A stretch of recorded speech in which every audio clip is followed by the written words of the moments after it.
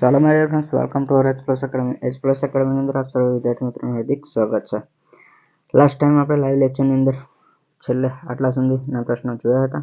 આજના સેશનની અંદર આપણે 11 થી 20 નંબરના પ્રશ્નો જોવાના છે. આ સિવાય રોડ સેફ્ટીના પ્રશ્નો માટે આપણે ડેઈલી 8 થી 9ની વચ્ચે લાઈવ લેક્ચર ગોઠવેલ છે, બરાબર. તો આજે તમે વિડીયો લેક્ચર જુઓ છો, આવતીકાલથી તમે અમારા જે લાઈવ લેક્ચરમાં જોઈન થાવ એવી અમે તમારી પાસે અપેક્ષા રાખીએ છીએ. અને લાઈવ લેક્ચરની અંદર તમે આ વિડીયો લેક્ચરની બદલે લાઈવ લેક્ચરની અંદર જોઈન થશો તો તમારા જે કંઈ પ્રશ્નો હશે એની પણ આપણે ચર્ચા કરતા રહીશું. ચલો, આપણી જે લાઈવ લેક્ચરની લિંક જે છે એ આપણી ટેલિગ્રામ ચેનલ @H+1 તમે ટેલિગ્રામમાં જે આને સર્ચ કરશો તો ત્યાં જઈને તમને આપણી ટેલિગ્રામ ચેનલ જે છે એ મળી જશે. ત્યાં ડેલી તમને આ લાઈવ લેક્ચરની લિંક મૂકવામાં આવશે, બરાબર. ચલો શરૂ કરીએ આજનો આપણો પ્રશ્ન 11. અકસ્માત વખતે મેડિકલ મદદ મેળવવા તમે કયો ફોન નંબર ડાયલ કરશો? આ પ્રશ્ન કદાચ લાઈવમાં ચર્ચા કરી હોય તો બહુ મજા આવે. તમે કહો કે 108, કયો આવશે? 108. પણ ખાસ તમને જણાવી દો કે 108 અને બીજો એક નંબર છે 102. કયો નંબર આવશે? 102. તો આ બંને નંબર જે છે એ તમને અકસ્માત વખતે મેડિકલ મદદ મેળવવા માટે આ નંબર ડાયલ કરવાના રહેશે, બરાબર. એટલે પરીક્ષાની અંદર આ પ્રકારનો પ્રશ્ન પૂછાય છે તો માત્ર 108 કરીને ના આવતા. કયો આવશે? 108 અને 102. આ બંને પ્રશ્નોનો જવાબ આવશે, બરાબર. પ્રશ્ન નંબર 12. નીચે મુજબની નિશાની શું દર્શાવે છે? તો આપેલું નિશાની તમને શું દર્શાવે છે? તો આ સીધો રસ્તો હોય તો આ પ્રકારનું તમને દર્શાવેલું હોઈ શકે, બરાબર. સીધો રસ્તો હોય તો તમને આ પ્રકારનું દર્શાવેલું હોઈ શકે, પરંતુ સીધા રસ્તાની અંદર આગળ ઊંડો ખાડો છે, બરાબર છે. આ જે છે ડીપ એટલે કે ખાડો તમને દર્શાવે છે. શું દર્શાવે છે? ભયજનક સુપડી છે, એટલે કે ખાડો છે એમ કહેવા માંગે છે. તો શબ્દ ખાસ આપણે યાદ રાખીશું, ભયજનક સુપડી છે. શું? ભયજનક સુપડી છે. ચલો આગળનો પ્રશ્ન જોઈએ. પ્રશ્ન નંબર 13. નીચે મુજબની નિશાની શું દર્શાવે છે?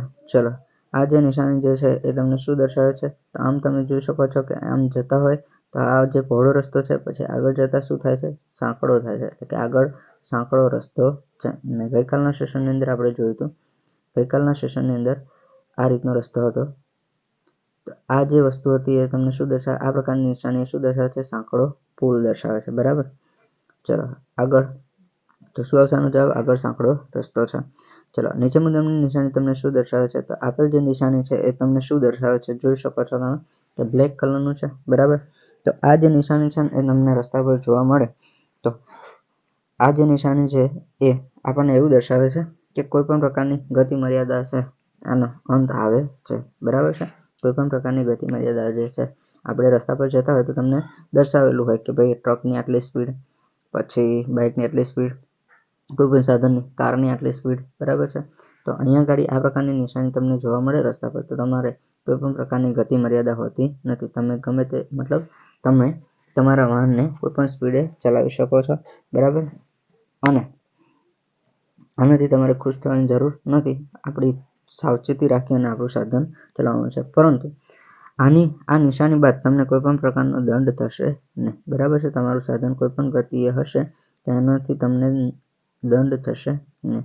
ચલો, નીચે મુજબની નિશાની શું દર્શાવે છે? પ્રશ્ન નંબર 15. આ જે નિશાની છે આપણને શું દર્શાવે છે? આપણને જોઈને જ ખબર પડી જાય. આ પ્રકારનો રસ્તો હોય, રસ્તા પર તમને આ પ્રકારની નિશાની જોવા મળે તો આપણને શું દર્શાવે છે? રેલવે ક્રોસિંગ દર્શાવે છે, બરાબર. અને શું છે? જો ફાટકવાળું રેલવે ક્રોસિંગ. કેવું છે? તો કે ફાટકવાળું રેલવે ક્રોસિંગ. તો આગળનો પ્રશ્ન છે, નીચે મુજબની નિશાની શું દર્શાવે છે? તો આ સીધો રસ્તો છે અને તમારી જમણી સાઈડે આ બાજુ કંઈક નવો રસ્તો બનેલો દેખાય છે, બરાબર. તો શું દર્શાવે છે?